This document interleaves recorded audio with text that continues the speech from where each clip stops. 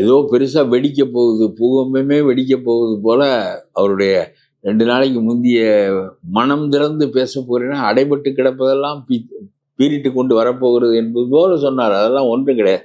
நான் சொல்கிறேன், ஒரு கட்சியில் தொடர்ந்து இருக்கின்றவர் இது போன்ற நிலைப்பாடுகளை பேசுவதற்கு களம் இருக்கிறது.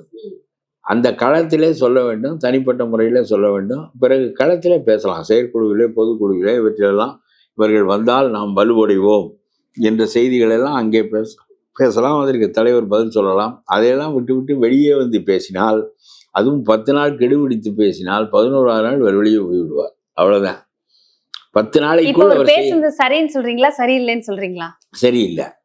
10 நாள் கெடுபிடித்தெல்லாம் இவர் பேசுவது வெளியேறுவதற்கான மார்க்கத்தை தான் உண்டாக்குமே தவிர 10 நாளில் இவர் பதில் சொல்ல வேண்டும். இல்லாவிட்டால் நான் வேறு வகையான நடவடிக்கைகளை மேற்கொள்வேன் என்றால் என்ன செய்வார்? வெளியே போவார். அந்த 3 பேரோடு இவரும் 4வது ஆளாக சேர்ந்து கொள்வார். பிறகு அந்த 3 பேரும் இப்பொழுது என்ன செய்கிறார்கள் என்றால், வெளியே போனவர்கள் தனி கட்சி நடத்தி வலிமை அடைய முடியவில்லை.